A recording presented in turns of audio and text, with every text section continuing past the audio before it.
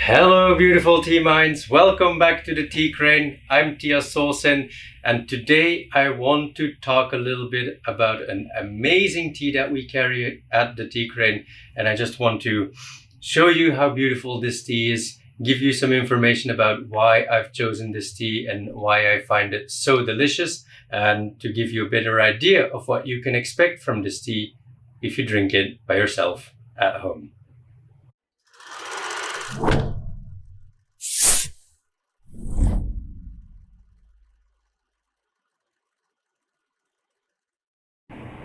This amazing oolong is made in the south of Japan in Kyushu in Miyazaki prefecture.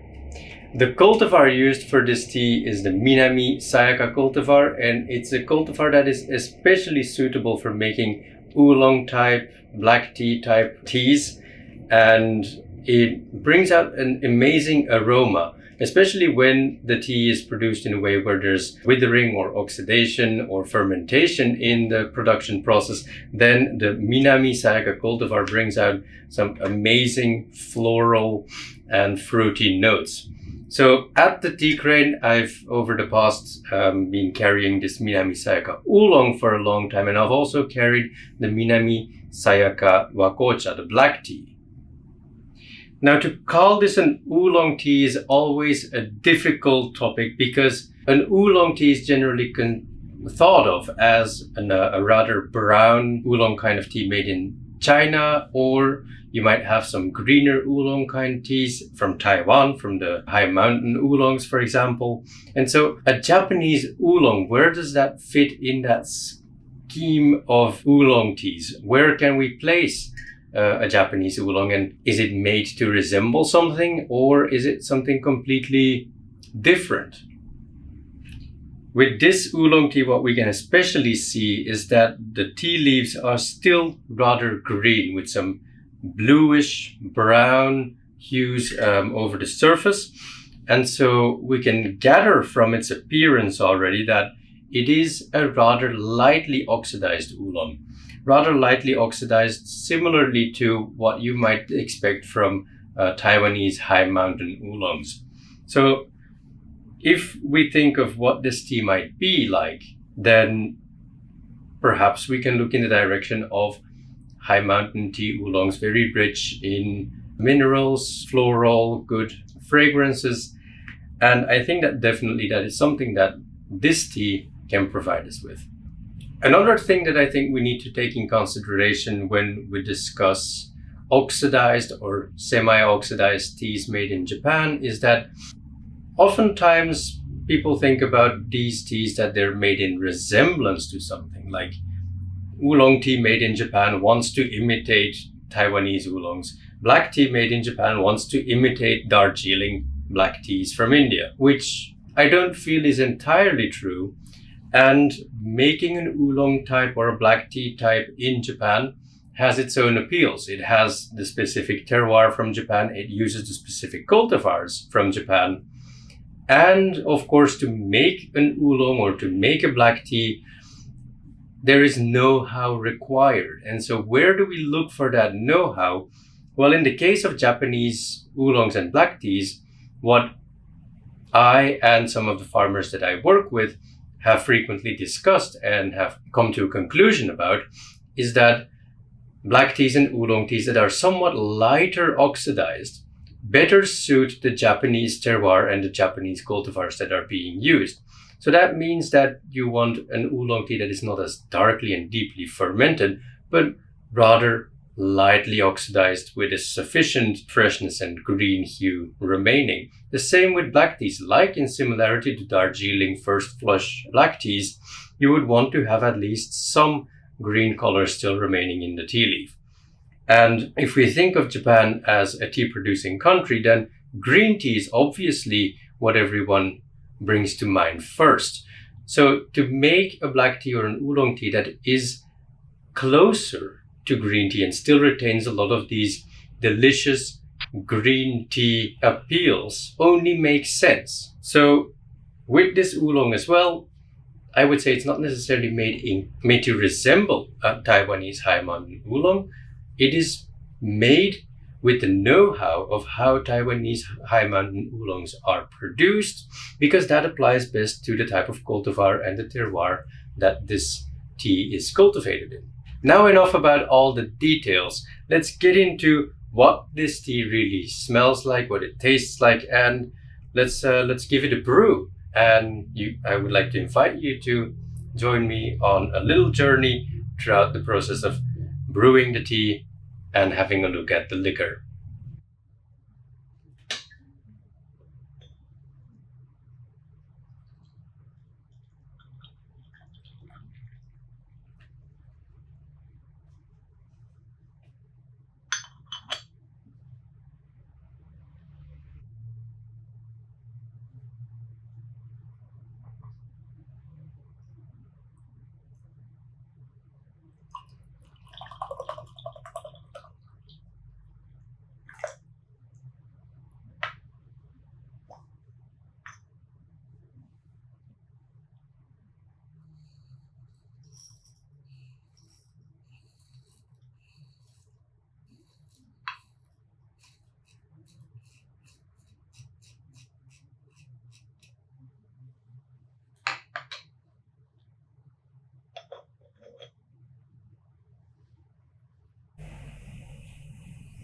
This oolong has an amazing fragrance, and so what I always like to do is to first warm up the teapot with a little bit of hot water, and then when you put the tea leaf in it and let it warm up inside this warm teapot, it will already give off a nice aroma as the tea leaves get warmer.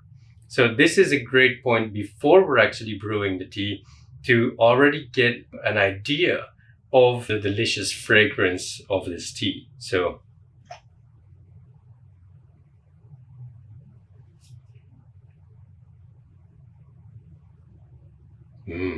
you can already get a lot of that very floral scent, some herbalness in there, and also a good citrus-like aroma.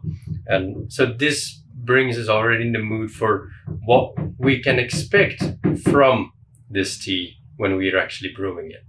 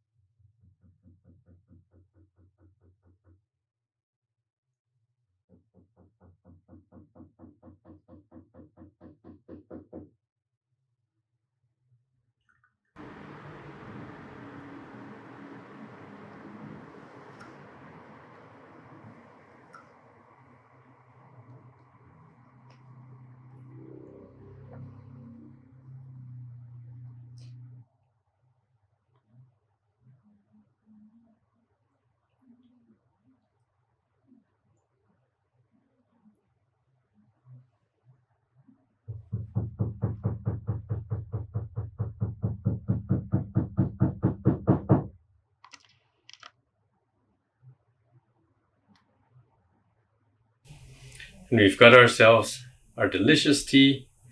And not unimportantly, after brewing the tea, it is always a pleasure to be able to open the lid and smell that amazing fragrance of the infused tea leaf. To also have a look at the tea leaves. And with this oolong, what we can scent is, again, that very floral aroma, but also some good citrusy scents. And when we look at the tea leaf, you can see that there's still a lot of green hues. There's some brown, some bluish tints here and there, but it's still very green. So what we can expect is that it's going to be very light and refreshing as a green tea, but with some notes from that withering and oxidation that has happened to make it an oolong.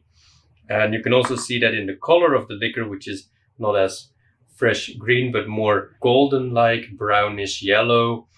And that is also due to the oxidation that the tea leaf has undergone. And that gives it a beautiful golden color.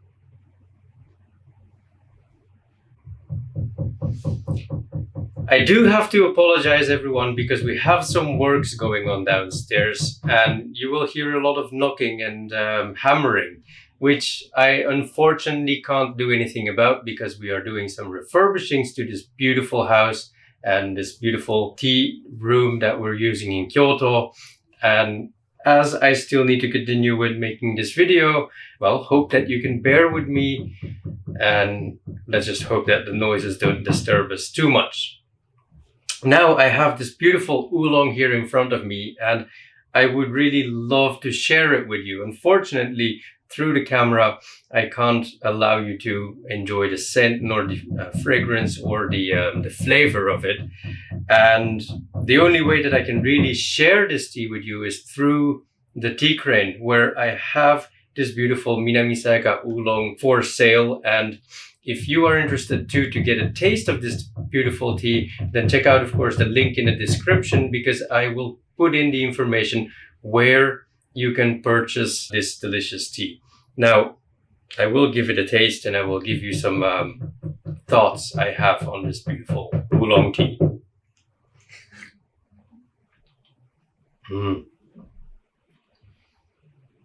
It's very floral, very fragrant. It has a lot of green notes in it still. It's very fresh also because it's this year's spring harvest. And in the aftertaste, after you've drunk the tea, it still continues to evolve in the back of the mouth. It you get these floral aromas that sort of open up as if a flower is going open in your mouth, and it really lingers on for a very, very long time. It's sweet. It has a little bit of wouldn't say milky because there's no milk in there, but it's got a little bit of a milky texture to it. I get some sweetness from honey, and then of course this amazing florality, let's say. So it is a beautiful tea. You can see in the leaf that still not all the tea has unfurled, which shows that it still has a lot of potential. And technically this tea, if you brew it in short infusions, because that is really what I do, because I want to get the fragrance out of it, I brew it with hot water for about 10 to 20 seconds, very short. And you'll see it gives off a lot of color, a lot of aroma comes out. And this tea can go on for about 7 to 10 infusions. So you can get a lot of enjoyment from this tea. If you are interested also in getting regular deliveries of delicious teas from the Tea Crane, then I would also like to introduce you to my tea club. The Tea Crane Tea Club is a quarterly delivery of around 3 specialties selected by me, and they are delivered directly to your home. Some of them are teas that are available on the Tea Crane website. Some of them are not. They are exclusive. And members to my tea club also have access to this to exclusive offers that are only available to the tea club members, or tea club members get the first pick. Apart from amazing products that I deliver to my tea club members, there is also a WhatsApp group and quarterly Zoom sessions where everyone interacts with each other. So through the Tea Crane Tea Club, you can also get access to quarterly deliveries of delicious, amazing, and very special Japanese teas, and an international community of tea drinkers and tea lovers like yourself. If this is something that interests you, and if you enjoy the teas of the Tea Crane already, then this Tea Crane Tea Club is definitely something for you. I also include the link in the description below so you can find out more information and sign up on the Tea Crane website. That being said, I'm going to continue enjoying this delicious oolong. If you haven't tried it yet, get it now at the Tea Crane, and I'm sure that you'll enjoy it just as much as I do. For the time being, I thank you for watching. I hope you enjoyed this video. If you did, click the like button. Also subscribe to the channel if you're not yet subscribed, and leave a comment. Let me know what you think. Have you had Japanese oolongs? What was your experience with it? Let us know. We're always happy to start a conversation and learn more from our viewers. So I'll be looking forward to reading your comments, and I'll see you in the next video. Create your silence.